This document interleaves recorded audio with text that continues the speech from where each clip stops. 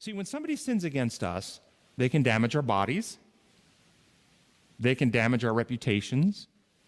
They can damage our emotional world, make us angry or hurt or disappointed. They can even get into our thinking sometimes, and we can have damage what we call psychology, in which we think bad thoughts about ourselves. I'm no good. Nobody likes me. I'm ruined. I'm ugly. So we can have psychology damaged. But when someone sins against us, they cannot sear our consciences. They cannot corrupt our characters. Our souls remain pure. We may be wounded from the wrong that's done, but our characters are not warped by that. Our hearts don't become hardened. Yes? In light of that, how would you interpret what the brothers did when Joseph pulled a fast one on them and they protected or tried to protect their father and their younger brother? So that was how many years later? On their hearts through those years, despite what they had done. Yes. So now we're jumping 20 years down the road. Right. Okay. And that's in my notes a little bit later. Okay. But to jump 20 years down the road, so even though they harmed themselves, the plan of salvation is that if we don't totally reject God and we actually follow Him, He can heal the damage, and the healing can come later. Okay, but the injury was still inflicted. You don't need to set a broken leg in a cast and go to physical therapy if the leg was never broken. But a broken leg can be healed. You don't need to ask forgiveness of a sin and have the guilt and shame removed if you've never committed the sin. So they harmed themselves, and now you're focusing righteously on the fact that God can heal the harm if we cooperate with Him. Let's continue on with this, though. I want you to see the process here, because many people miss this. I can't tell you how many patients that I see don't understand that the person who wronged them harmed themselves more than they were harmed by the wrong. They don't get that. And so they're angry, they're resentful, they're bitter. When someone sins against us, their sin against us cannot damage our characters or harden our hearts or corrupt our souls. We may grieve, we may cry out in pain, but just like Jesus at the cross, or Stephen when being stoned, or Paul when he's being whipped, or Peter when he's being imprisoned, well, all those people were wrong, but their characters were not corrupted by the sins against them. But when we sin against another person, when we do evil to another person, even if we're not caught, there's no societal condemnation, we're not punished, we're not held accountable, we have seared our conscience, hardened our heart, warped our characters, corrupted ourselves. The brothers did not love Joseph, but they also did not love themselves. The only way to actually love oneself is to love others.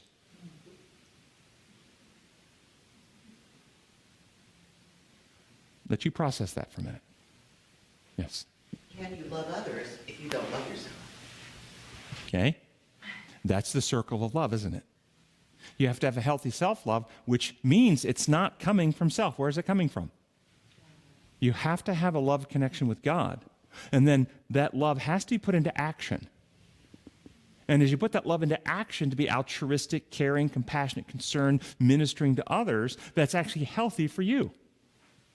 If you are a hoarder and you use others to advance and benefit yourself at their expense, you're actually injuring yourself. It's not an act of love for self.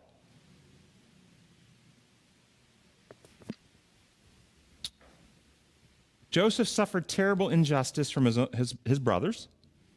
His human rights were violated. He was not treated as an individual, but as property. He was taken by slave traders, sold as a slave in the slave market to Potiphar. There's no question that what happened to Joseph was wrong. It was sin. It was unjust. And Joseph had no ability to stop what was being done to him. He didn't have the power to stop it. He could not control the choices of others.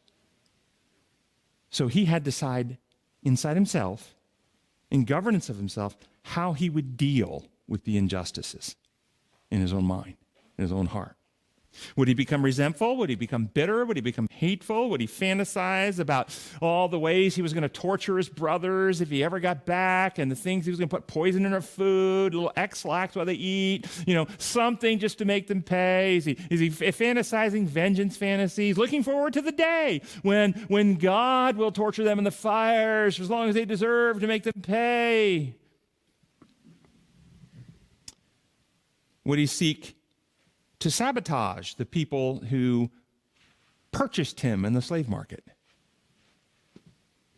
Would he surrender his life to God? Would he seek God's presence, God's methods, God's living law in his heart? Would he seek to follow God's purposes? Would he trust God to right his wrongs? Would he refuse to become bitter and angry? Would he refuse to become self-centered and fear-driven? Would Joseph, in the face of corruption, become corrupt himself? Or would he become more just, more righteous through trusting God and living out God's methods in the face of sinful attacks against him? And this is where Satan tricks and traps so many. It's a trick and a trap. When we are wronged, and I'm not talking pretend wrong, imagine our actual wrong. Joseph was wronged objectively. When we're wronged, when we're sinned against, that injury, that wrong, that abuse, that exploitation plants an evil seed in the innocent person's heart. It puts a seed in the heart. And if that seed is not extracted, it will sprout into anger, resentment, bitterness, hate, and it will grow into fantasies of vengeance, desire, and practices to protect self, because I never want to get hurt again. Nobody's ever going to hurt me like this again. So I want to get more power. I want to become more powerful. So I want to get into positions of authority. I want to get a gun. I want to get elected. I want to get more money. I want to do whatever I can. I want to control. I'm going to control others to make sure I'm safe.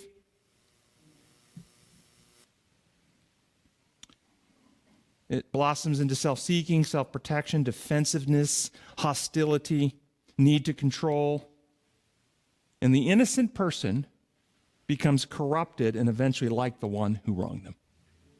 That's how sin spreads. It's insidious.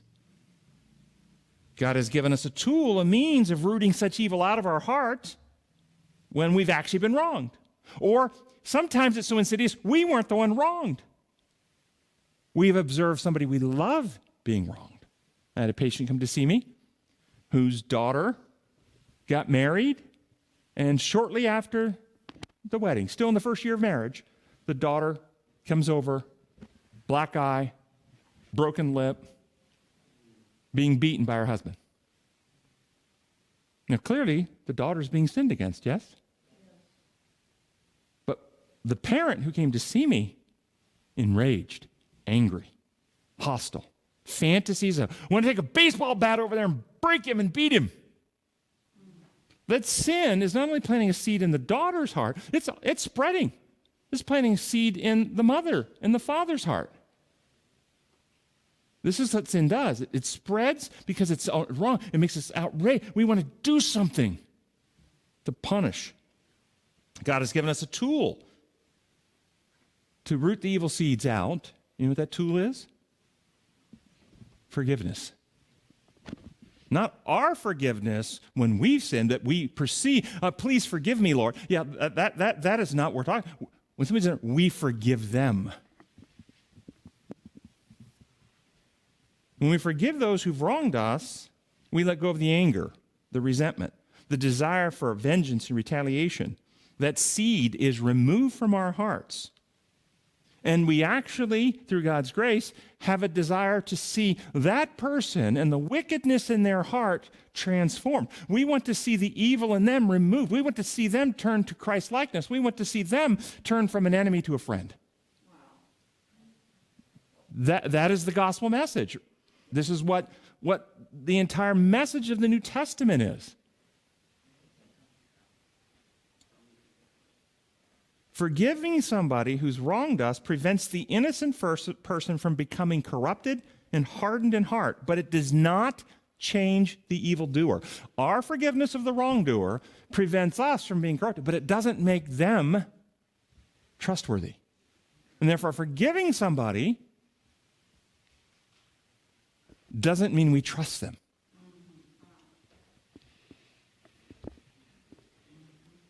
We only trust after there is persuasive evidence that the wrongdoer has repented and been changed and is now willing to sacrifice self for others, that they can be trusted. They're trustworthy.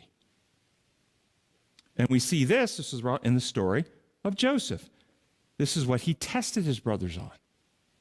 Had they changed? Were they willing to protect the little brother or sacrifice another brother to protect themselves? That's what the tests were all about. Because Joseph forgave, but he didn't know if he could trust them. And you can't know by declaration, by proclamation, by claim. Oh, I'm so sorry. I didn't mean to hurt you. Won't you forgive me? Okay, you can trust me now. Well, I forgive you, but I still don't trust you because words don't make you trustworthy. Joseph chose to trust God and apply God's methods, the law of love in his life. And how did then Joseph, once he's purchased as property by Potiphar, how does he treat Potiphar?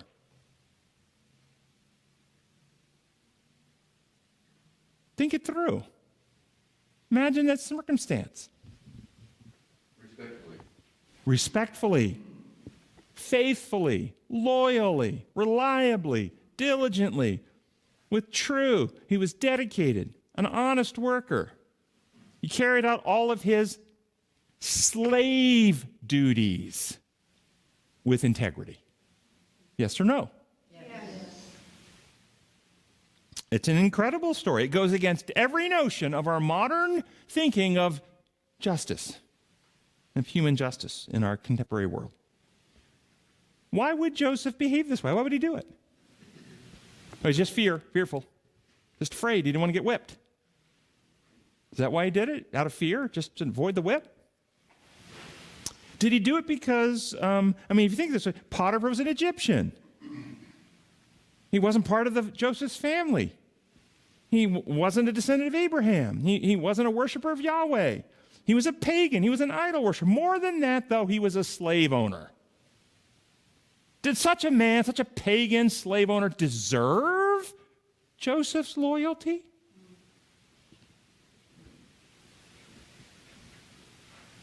Then why did Joseph give it? He didn't deserve it. He's a corrupt pagan slave owner.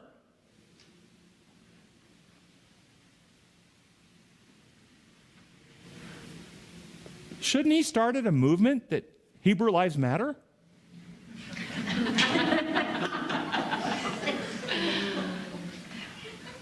Why didn't Joseph do that? Yes. Maybe he finally understood how divine law works, how that we can rise above what the people around us may be like, that we can still trust God and that we can trust Him to make it right, and so that we can be people of integrity. Oh, I like where you're going with that very much. It says, so was Joseph loyal to Potiphar because of who Potiphar was, or was Joseph loyal to Potiphar because of who Joseph was? Joseph, a loyal subject of the Creator, sought to honor God. Remember with the temptation of his wife, how can I sin against God and do this? He wasn't doing this for Potiphar. He was doing this because of who he was as a being created in the image of God who lives godly principles, shines the godly light wherever he goes, regardless of the darkness and evil of people around him.